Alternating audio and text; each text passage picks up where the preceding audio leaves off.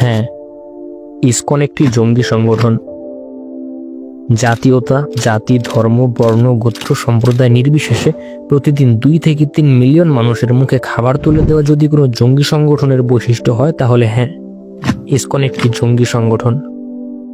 New ইয়র্কের পথশিশু থেকে শুরু করে আফ্রিকার প্রত্যন্ত অঞ্চলে প্রতিদিন লাখো মানুষের খাবারের যোগান দেওয়া সংগঠনের নাম ইসকন।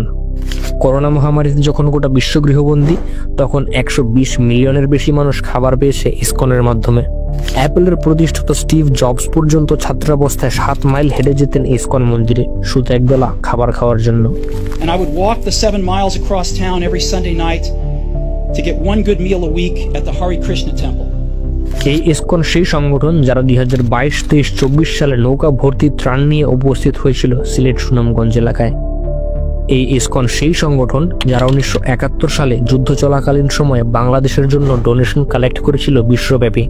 প্রায় 130টি স্কুল পরিচালনা করে ইসকন, যেখানে পড়তে হলে আপনার ধর্মীয় পরিচয় হিন্দু হওয়া লাগে না। ইসকন পরিচালিত 400 শয্যা বিশিষ্ট ভক্তি বেদান্ত হাসপাতাল সেবা গ্রহণের ক্ষেত্রেও কেউ আপনাকে ধর্ম জিজ্ঞাসা করবে না। এইসবের বাইরেও যদি আমরা তাকাই, তাহলে দেখতে পাই ইসকন ধর্মপ্রাণ মুসলমানদের মাঝে ইফতার বিতরণ করে, গাজাবাসীদের জন্য প্রার্থনায় অংশগ্রহণ করে। এসব কি মেনে নেওয়ার মতো? এদেরকে অনতিবিলম্বে নিষিদ্ধ করতে হবে।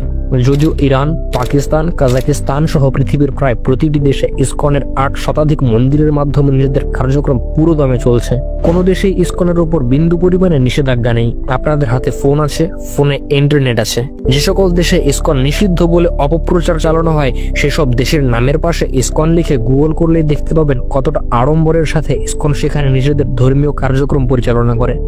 বাংলাদেশে ইসকন নিষিদ্ধের দাবি তোলার আগে আসুন একবার এদের বিশ্ব কুখ্যাত কিছু সদস্য ও অনুসারীদের ব্যাপারে জেনে নেই। মার্কিন গোয়েন্দা বিভাগের প্রধান তুলসি গ্যাবার্ড, ইতিহাসের অন্যতম জনপ্রিয় গায়ক জর্জ হ্যারিসন, বিশ্ববিখ্যাত বিলাসবহুল গাড়ি নির্মাতা কোম্পানি ফোর্ডের বর্তমান মালিক অ্যালফ্রেড ফোর্ড, বেদান্ত রিসোর্সেস এর founder Anil Agarwal, south film ইন্ডাস্ট্রির সুপারস্টার রজনীকান্ত, জনপ্রিয় অভিনেত্রী হেমা মালিনী, শিল্পা শেট্টি, ইসকনের অন্যতম দাতা সদস্য গৌতম আদানি। এই জঙ্গির ফ্যাক্টরি থেকেই বাংলাদেশে বিদ্যুৎ আসে। যত দ্রুত সম্ভব শাহবাগ গিয়ে বয়কটের ডাক দিন। এছাড়াও মুকেশ আম্বানি ও তার পুরো পরিবার যুক্ত ইসকনের সাথে। আমেরিকান সাহিত্যিক অ্যালেন জিন্সবার্গ, যুক্তরাজ্যের প্রাক্তন প্রেসিডেন্ট ডেভিড ক্যামেরন, বিশ্বের শীর্ষ ধনী ব্যক্তি ইলন মাস্কের বাবা এরল মাস্ক সহ অসংখ্য ব্যক্তিবর্গ। ইসকন কোনো রাজনৈতিক সংগঠন নয়, ভারত কিংবা রয়ের এজেন্ট নয়। ইসকন একটি আন্তর্জাতিকভাবে স্বীকৃত ধর্মীয় সংগঠন যারা কাজ করে মানবতার জন্য। ইসকন বাংলাদেশে অন্য ধর্মাবলম্বীদের কাছে নিজের ধর্ম প্রচার করতে যায় না, কেবল স্বজাতির কাছেই যায়। ইসকন হচ্ছে প্রেমের ধর্ম, যেখানে নেই কোনো সংঘাত, হিংসা, মারামারি। যারা অন্য যে কোনো ব্যক্তি বা পশুর সামনে নিজেকে নগণ্য মনে করে। ইসকনের ফিলসফি হচ্ছে তৃণাদপি শুনিয়েছেন তরুরি বা সহিষ্ণুনা আমানিনা মান দেনা কীর্তনীয় সদা হরিহি, অর্থাৎ যিনি নিজেকে ঘাসের চাইতেও নগণ্য মনে করেন, যিনি বৃক্ষের মতো সহিষ্ণু, যিনি নিজেকে মান শূন্য মনে করেন এবং অন্য সবাইকে সম্মান প্রদর্শন করেন, কেবল তিনি সর্বক্ষণ হরিনাম সংকীর্তনের অধিকারী। গোবর্ধন ইকো ভিলেজের জন্য জাতিসংঘ কর্তৃক ফেথ ফর আর্থ কাউন্সিলর হিসেবে স্বীকৃত সংগঠনের নাম ইসকন। নিজেদের ফুড ফর অল ইনিশিয়েটিভের জন্য যুক্তরাজ্যের সর্বোচ্চ স্বেচ্ছাসেবক পুরস্কার দ্য কুইন্স অ্যাওয়ার্ড ফর ভলেন্টিয়ারিতে ভূষিত সংগঠনের নাম ইসকন।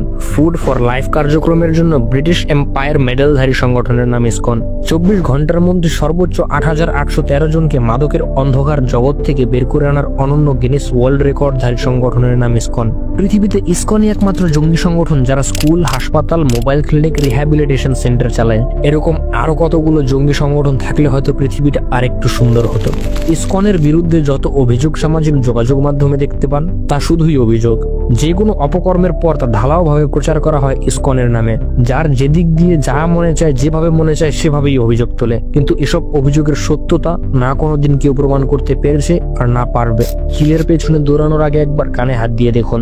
মিথ্যা গুজবে গা ভাসিয়ে ধর্মীয় সম্প্রীতি নষ্ট করে নিজেদের উচ্ছৃঙ্খল প্রমাণ করবেন না।